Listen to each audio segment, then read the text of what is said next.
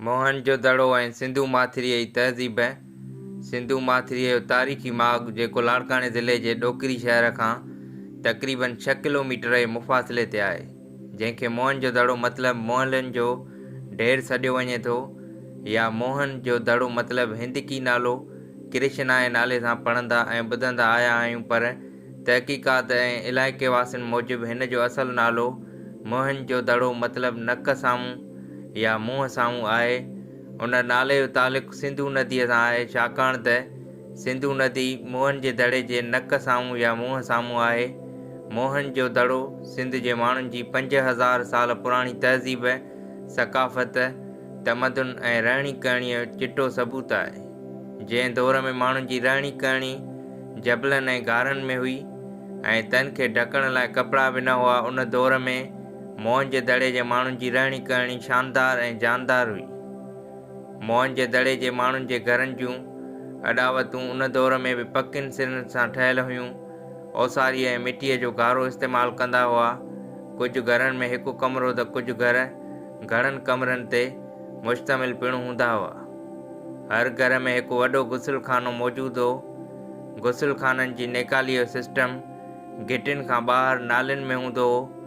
नेकाल जो सिस्टम बि तमामु बहितरीनु हो।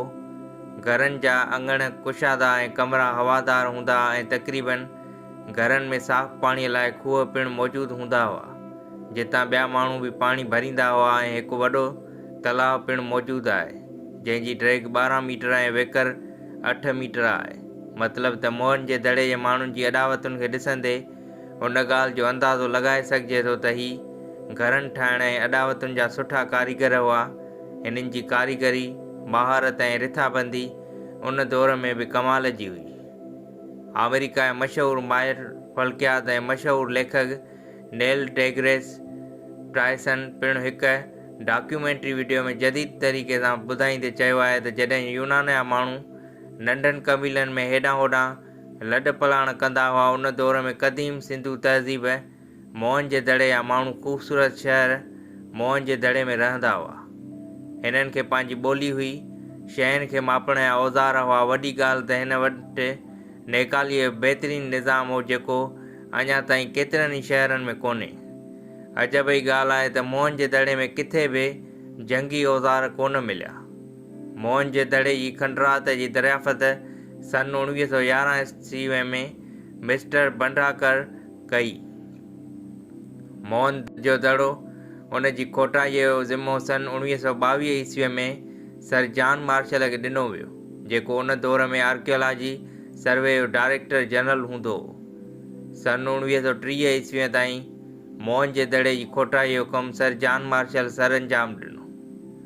सर जॉन मार्शल पंहिंजे अंग्रेज़ी किताब मोहन जो Daro and Indus valley civilisation में सिरनि जा 15 नमूना, उन्हनि जे थोल, ड्रैग ऐं वेकर सन 1931 ईस्वी में ॾिना।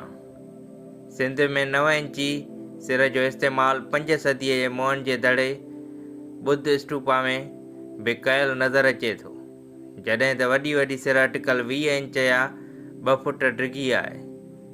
सन 1930 ईस्वी में सर जॉन मार्शल क़दीम आसारनि जे माहिर अर्नेस्ट मैकीअ खे मोकिलियो, जंहिं सन 1937 ईस्वी ताईं मोहन जे दड़े जा नवां इसरार ॻोल्हे लथा।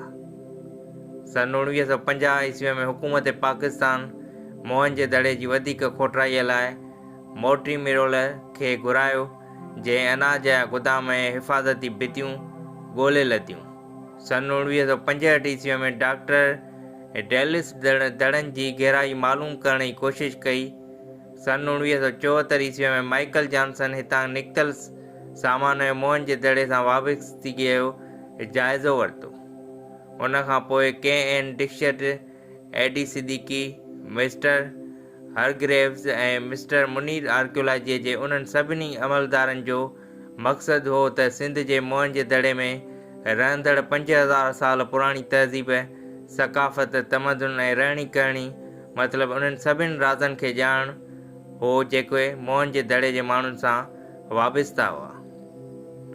मर्द कहिड़े क़िस्म जा कपिड़ा पहिरींदा हुआ, उन दौर जूं औरतूं कहिड़े क़िस्म जा कपिड़ा ऐं ज़ेवर पहिरींदियूं, हिननि जो हुनुर या करत कहिड़ी हुई, हू कहिड़ी पोखीराई कंदा हुआ, फ़न ऐं महारत ऐं मुजस्मा साज़ीअ लाइ कहिड़ा औज़ार इस्तेमालु कंदा हुआ, उन दौर में कहिड़ा वापार कंदा हुआ ऐं वापार लाइ कहिड़ियूं सवारियूं इस्तेमालु कंदा हुआ ऐं उहे कहिड़ी मज़हब सां पिणु तालुक़ु रखंदा हुआ।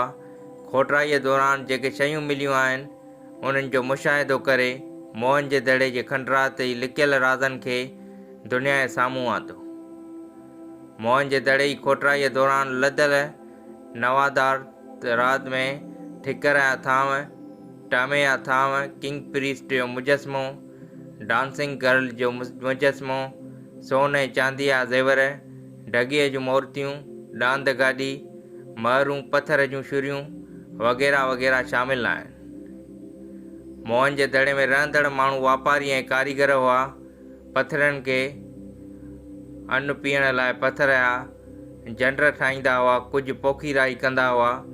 फसलनि में कणिक, चणा, बाजरी ऐं वण पोखींदा हुआ ऐं कपह मां धाॻो ठाहे कपिड़ो आणींदा हुआ, जेको माण्हू समुंड जे कोॾनि मां मणिया ठाहींदा हुआ। के माण्हू खजीअ जे पन मां पिंडियूं ठाहींदा हुआ, के मछियूं मारींदा हुआ, कुझु माण्हू काठ मां डांद गाॾियूं ऐं ॿेड़ियूं ठाहींदा हुआ।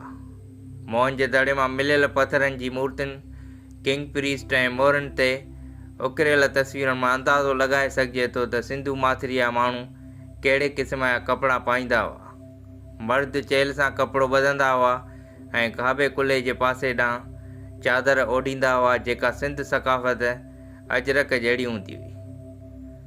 औरतूं घाघर पाईंदियूं हुयूं ऐं डांसिंग गर्ल नाचणी छोकिरीअ जो मुजस्मे मां अंदाज़ो लॻाए सघिजे थो त औरतूं ॿाह में आज जूं चूड़ियूं बि पाईंदियूं हुयूं। मोहनजोदड़े जी मज़हबी अक़ीदनि जे बारे में पूरी ॼाण अञा ताईं कंहिं बि हासिलु न थी सघी। मोहरनि ते ठहियल मुजस्मनि ऐं देवताउनि जी शिकिलनि जी मेल जोल हिंदुनि जी शिव देवता सां आहे। थी सघे त उन दौर जा माण्हू देवताउनि जा पूॼारी हुजनि।